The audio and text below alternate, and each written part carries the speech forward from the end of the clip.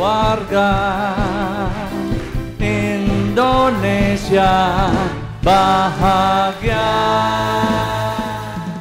Selamat berjumpa dalam serial Parenting, menjadi orang tua yang bijak dan tepat di dalam mengarahkan anak-anak. Nah, anak-anak itu seperti anak panah di tangan pahlawan yang harus diarahkan dengan tepat. Anak itu titipan Tuhan, Tuhan yang punya, kita yang menangani, mendidik hingga dia dewasa. Nah, banyak orang yang mengenal anak-anak kami mendapat beasiswa dari Sektri 3 SMP hingga lulus kuliah. Dan mereka berkata, wah Pak, anaknya hebat sekali. Sebenarnya bukan hebat, tapi kami orang tua mengerti keunikan anak. Misalnya keunikan dalam cara belajar. Nah, waktu dari tes sidik jari umur 6-7 tahun, karena sidik jari nggak berubah dari lahir sampai mati, jadi bisa dites kapan saja, bahkan di usia dini. Untuk tes temperamen dasar, foto karakter, DISC, perlu menjawab pertanyaan atau wawancara, mungkin baru tepat kalau anak 10 tahun ke atas. Nah, waktu anak kami mau masuk SD, maka semuanya dites sidik jari. Anak pertama misalnya diketahui bahwa cara belajarnya itu melihat tulisan dan dia punya musical intelligence sehingga dia perlu belajar dengan ketenangan, bisa dengan musik yang lembut. Maka kalau belajar dia masuk kamar. Kalau saya masuk kamar lalu saya temani, dia berkata, ah papa keluar, papa keluar. Dia nggak suka keramaian, dia nggak suka kebisingan. Dia butuh ketenangan dan membaca tulisan dengan matanya dalam situasi tenang. Nomor 2 lain lagi, hasil tes sidik jari diketahui cara belajarnya adalah melihat visual, melihat gambar dan kinestetik. Sehingga kalau dia belajar, maka nggak lama lagi ke toilet, nggak lama lagi ke kulkas. Waktu buka kulkas, ngambil apa ya, ngambil apa ya. Waktu dia berangkat ke kulkas, dia belum tahu mau ngambil apa. Karena kebutuhannya bukan ngambil, tapi kebutuhannya bergerak.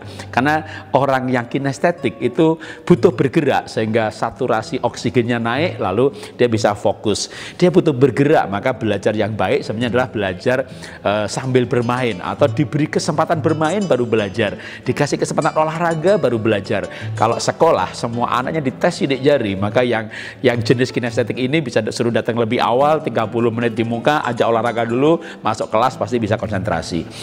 Dan dia visual gambar, maka saya bilang, Ben, kalau belajar bukunya dikasih gambar-gambar ya, jangan dibalik. Ada orang tua yang, nak, bukunya jangan dicoret-coret ya, jangan digambar-gambar, biar bersih, nanti bisa untuk adikmu. Orang Jawa bilang dilungsur ke, itu namanya teologi ya, pengiritan. Tetapi anaknya menjadi susah belajar. Atau ada guru yang tidak mengerti keunikan anak dalam belajar, sehingga ketika muridnya ada yang mencorek-corek, oret-oret bukunya, dimarahi. Ini guru jadul yang tidak mengerti bahwa cara kerja otak itu berbeda-beda. Ada yang butuh kait memori dengan melihat gambar. Anak saya nomor 3 lain lagi, ya, jadi sama-sama anak saya, tapi cara belajarnya berbeda-beda. Dia belajar dengan auditory, dengan telinganya. Maka kalau belajar kita berdiskusi. Dia paling senang belajar ke rumah teman, atau teman diundang ke rumahnya. Suatu ketika dia ada ulangan 3 macam. Levin, besok kamu ulangan 3 macam ya. Kamu belajar, nanti papa masuk kamar, lalu seperti biasa saya tanya, kamu jawab, kita tanya jawab.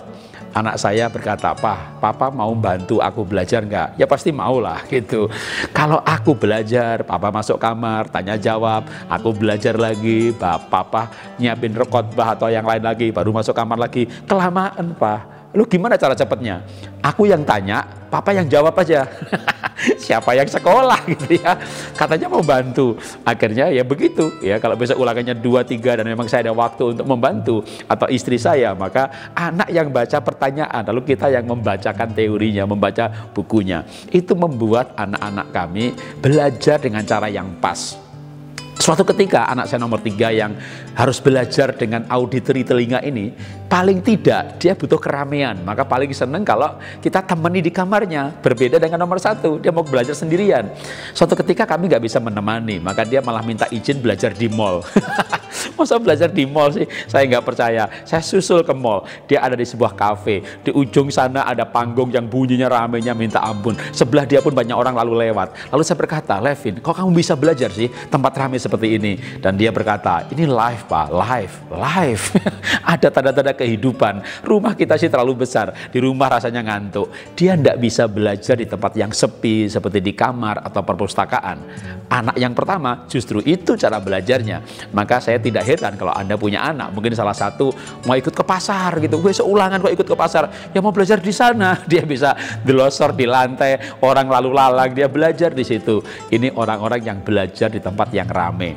Saya sendiri termasuk yang tipe seperti ini. Banyak orang bertanya kepada saya, Pak Jarod, bukunya banyak banget. Ya, 58 buku. Di mana nulisnya Pak? Saya nulis di airport, nunggu boarding, ketika lagi ada seminar atau ceramah dan saya nggak tertarik dengan ceramahnya, atau tertarik juga, saya bisa dengerin sambil ngetik yang lain. Saya justru bisa konsentrasi ketika buru-buru dan di tempat yang rame. Karena cara kerja otak saya itu membutuhkan kebisingan, membutuhkan keramaian.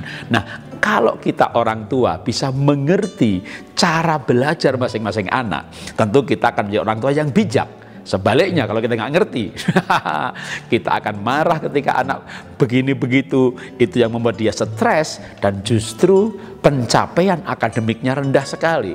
Kenapa anak-anak kami pencapaian akademiknya luar biasa? Mereka IQ-nya biasa-biasa saja, sekitar 120 bahkan ke bawah. Tetapi pencapaiannya maksimal karena mereka belajar dengan cara yang tepat.